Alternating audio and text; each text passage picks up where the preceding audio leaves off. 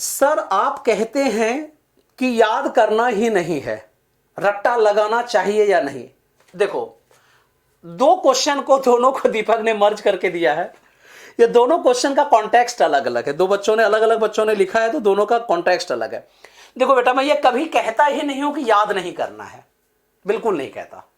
याद करना है, 15 to 20% याद करना है जी, हाँ, रट्टा नहीं मारना है।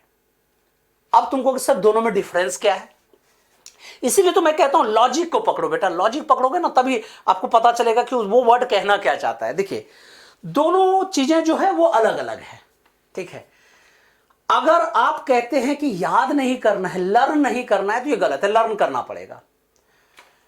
हमारा जो एजुकेशन सिस्टम है वो 80%, मैं थोड़ा परसेंट ऊपर नीचे हो सकता है, 80% जो है वो लॉजिकल है, थिंकिंग वाला है, वर्किंग है, ठीक है।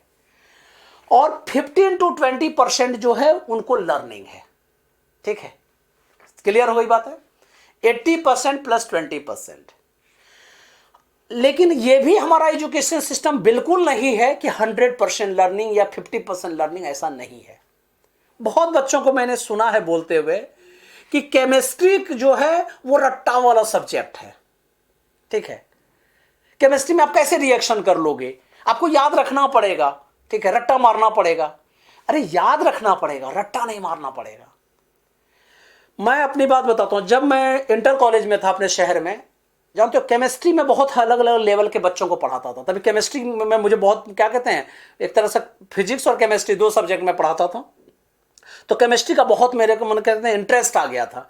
तो कोई भी बच्चे कुछ केमिस्ट्री का पूछते थे तो मुझे आता था, तो बहुत सारे बच्चे पढ़ने आ गए जाया करते थे मेरे पास, ठीक है। और उसमें एक लड़का प्रोफेसर है भी, वहीं मेरे ही शहर का, वो जो शहर से दूर एक शहर है साहिबगंज, वहां के कॉलेज का वो प्रोफेसर है भी, केमिस्ट्री का प्रोफेसर है, ठीक है।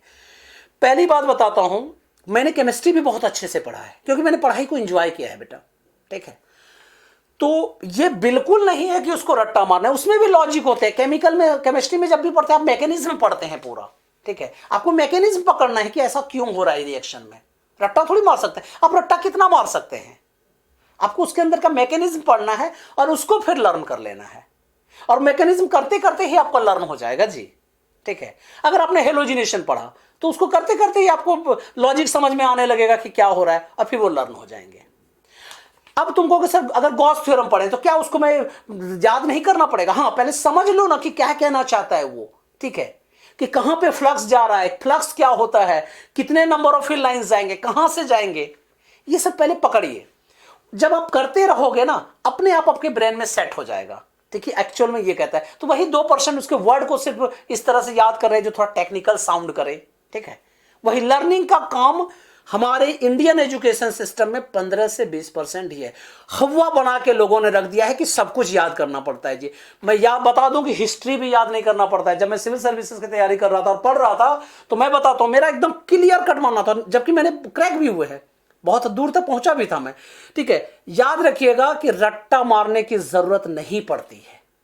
रट्टा क्या हुआ, मैं थोड़ा सा क्लियर कर दूं तो रट्टा क्या होता है। वो पैरोट वाली स्टोरी सुनी है ना, वो रट्टा हुआ था कि उसमें एक, मैं बता देता हूं आप लोगों को, एक सन्यासी के पास एक पैरोट आ गया था, वो बीमार था, तो उसको किसी मतलब चोट लग गई थी, नेट वगैरह से, जाल से चोट लग गई थी।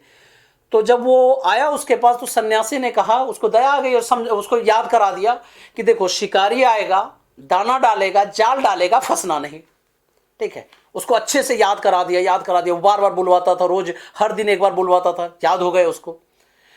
उसके बाद क्या हुआ कि एक दिन सन्यासी ने बोला जाओ तुम बाहर खाना वाना खा के आओ, ठीक है।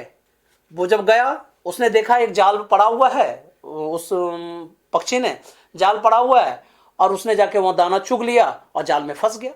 और फंसे फंसे वो बोल रहा है क्या, शिकारी आएगा, दाना डालेगा, जाल डालेगा, फंसना नहीं, और खुद फंसा हुआ है। कहने का मतलब क्या है, आपको रट्टा नहीं मारना है, उसके अंदर का लॉजिक पकड़ना है कि वो वर्ड का मीनिंग क्या है, और हमें उस वर्ड के अकॉर्डिंग वर्क कैसे करना है।